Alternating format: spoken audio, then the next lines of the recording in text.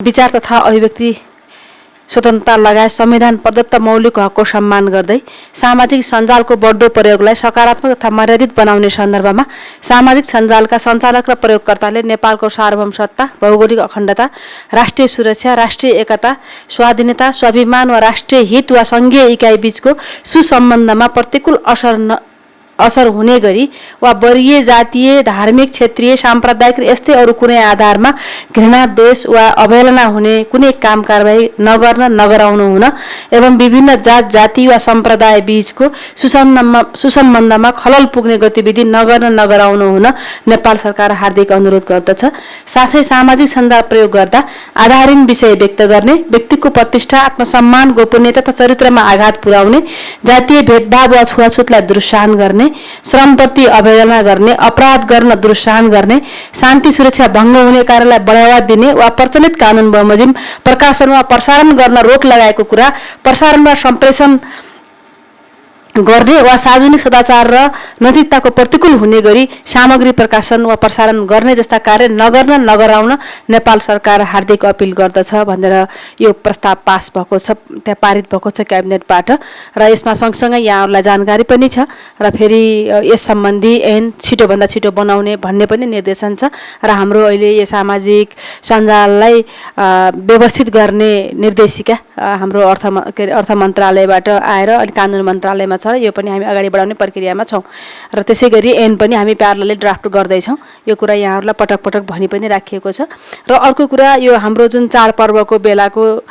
महँगो कुरा छ त्यो विषयमा पनि विशेष प्रस्ताव पारित भएको छ। आसन्न चाडपर्वको अवसरमा उच्च माग हुने खाद्य तथा गैर खाद्य वस्तुहरूको कृत्रिम अभाव सिर्जना गरी अस्वाभाविक मूल्य वृद्धि गरी कालोबजारी र अखाद्य वस्तु मिसावट गरी गुणस्तरहीन वस्तु बिक्री वितरण गर्ने जस्ता अनुचित कार्यहरू नगर्न, नगराउन सम्पूर्ण उद्योगी व्यवसायहरूलाई नेपाल सरकार ध्यानाकर्षण गराउँदछ। बजारमा कृत्रिम अभाव सिर्जना गर्ने र नाफाखोरी गर्ने व्यक्ति फर्मलाई कानुन बमोजिम कारबाहीका लागि कोही कसैसँग सूचना भएमा हेलो सरकार वाणिज्य विभागको पोर्टल वा टोल फ्री नम्बर 1137 मा सूचना दिनुहुन आम उपभोक्ता वर्गमा नेपाल सरकार अनुरोध गर्दछ। उपभोग्य वस्तुको बिक्री वितरणसँग सम्बन्धित सार्वजनिक निकायहरूले तत्काल देशभर सुपथ मूल्यका पसल सञ्चालन गर्ने, बजार अनुगमनका लागि स्थापित सम्पूर्ण संयन्त्रलाई थप सक्रिय र क्रियाशील बनाई बजार अनुगमन कार्यलाई प्रभावकारी बनाउने, अस्वाभाविक मूल्य वृद्धि र कालोबजारी नियन्त्रण गर्ने व्यवस्था मिलाई कृत्रिम अभाव सिर्जना गर्ने, अस्वाभाविक रूपमा मूल्य वृद्धि गरी नाफाखोरी र कालोबजारीमा संलग्न हुने जो कोहीलाई प्रचलित कानुन बमोजिम कडा कारबाही गर्ने र सोको प्रतिवेदन सर्वसाधारण सबैको जानकारीका लागि सम्बन्धित निकायबाट दैनिक रूपमा सम्प्रेषित गर्न नेपाल सरकार निर्देशन गर्दछ भन्ने दुईवटा प्रस्तावहरू यसरी पारित भएको छ। र अर्को नियमित मन्त्रालयबाट विभिन्न मन्त्रालयका प्रस्तावहरू अन्तर्गत भएका निर्णयहरू म तपाईँहरूको बिचमा राख्न चाहँदैछु। प्रधानमन्त्री तथा मन्त्री परिषदको कार्यालयको प्रस्तावमा अन्तर्राष्ट्रिय एकीकृत पर्वतीय विकास केन्द्र इसिमोडलाई नेपाल सरकारबाट सन् 2021 देखि 23 सम्मको वार्षिक बजेट योगदान बापत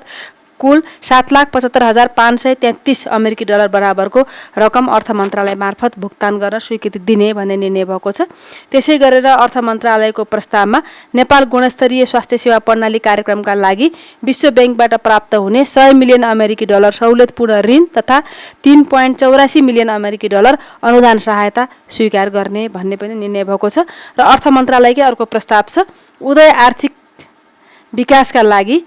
लगानी तथा नवप्रवर्तन सम्बन्धी आयोजना कार्यान्वयन गर्न स्विजरल्यान्ड सरकारबाट प्राप्त हुने स्विस फ्र्याङ्क 5.45 मिलियन अनुदान सहायता स्वीकार गर्ने भन्ने पनि निर्णय भएको छ। अर्थ मन्त्रालयकै फेरि अर्को प्रस्ताव छ सिटी अफ लन्डनको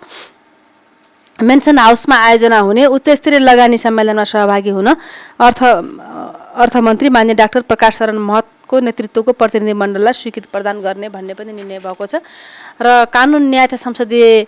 मामला मन्त्रालयको प्रस्तावमा विशेष अदालत नियमावली 2080 स्वीकृत भएको छ, त्यो क्याबिनेटले स्वीकृत गरेको छ। र कानुन न्याय तथा संसदीय मामिला मन्त्रालयकै अर्को प्रस्तावमा फौजदारी कसुर सजाय निर्धारणता कानुन ऐन 2074 को दफा 1 को उपदफा 2 ले दिएको अधिकार प्रयोग गरी सो ऐनका प्रारम्भ हुन बाँकी दफाहरूमध्ये दफा 17 को खण्ड च दफा 29 र दफा 49 मिति 2080 7/1 देखि प्रारम्भ हुने गरी तोक्ने र सोको सूचना नेपाल राजपत्रमा प्रकाशन गर्ने भन्ने पनि निर्णय भएको छ। र कानुन मन्त्रालयको यसकै खमा फेरि फौजदारी कसुर सजाय निर्धारण तथा कार्यान्वयन ऐन 2074 को दफा 49 बमोजिम प्यारोल अधिकृतको नियुक्ति नभएसम्मको लागि सम्बन्धित कारागार प्रशासकलाई सो दफाको प्रयोजनको लागि मिति 2080 7 1 देखि लागू हुने गरी प्यारोल अधिकृत तोक्ने र सोको सूचना नेपाल राजपत्रमा प्रकाशन गर्ने भन्ने पनि निर्णय भएको छ। र परराष्ट्र मन्त्रालयको प्रस्तावमा नेपाल र मलेसिया सरकारका परराष्ट्र मन्त्रालयहरू बीच द्विपक्षीय परामर्श संयन्त्र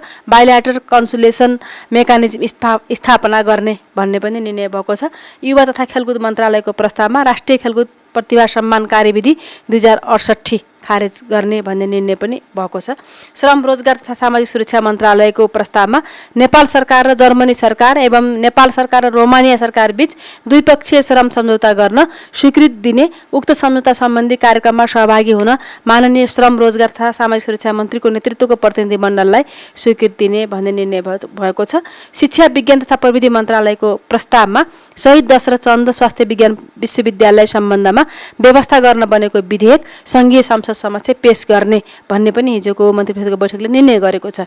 त्यसै गरेर संस्कृति पर्यटन तथा नागरिक उड्डयन मन्त्रालयको प्रस्तावमा नेपाल र स्विजरल्यान्ड बीच द्विपक्षीय वार्ता तथा हवाई सेवा सम्झौता गर्न स्वीकृति दिने भन्ने निर्णय भएको छ। र सोही मन्त्रालयकै प्रस्तावमा नेपाल र रुवान्डा बीच द्विपक्षीय वार्ता हवाई सेवा सम्झौता गर्न स्वीकृति दिने भन्ने दुईटा देशसँगको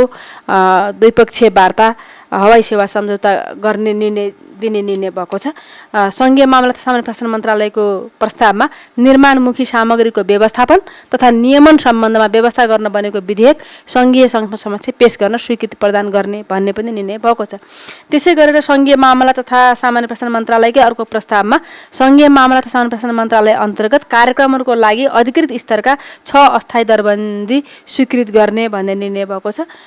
सोही मन्त्रालयकै अर्को प्रस्तावमा जिल्ला समन्वय समितिको कार्यालयको सङ्गठन संरचना र दरबन्दी तेरिज संशोधन गर्ने भन्ने पनि निर्णय क्याबिनेटले गरेको छ। स्वास्थ्य तथा जनसङ्ख्या मन्त्रालयको प्रस्तावमा स्वास्थ्य तथा जनसङ्ख्या मन्त्रालय र अन्तर्गतमा अधिकृत स्तरको कुल 172 अस्थायी दरबन्दी स्वीकृत गर्ने भन्ने निर्णय भएको छ। र 19 नम्बरको प्रस्ताव विषय छ न्याय सेवा आयोगको सिफारिस बमोजिम नेपाल न्याय सेवा सरकारी वकिल समूह राजपत्राङ्कित प्रथम श्रेणीका सहन्यायाधिवक्ता श्री लोकराज पराजुलीलाई सोही सेवाको राजपत्राङ्कित विशिष्ट श्रेणीको सचिव पदमा बढुवा गरी बेपत्ता पारिएका व्यक्तिको छानबिन आयोगमा पदस्थापन गर्ने भन्ने पनि निर्णय भएको छ। र हाम्रो हिजोको मन्त्री परिषदको बैठकका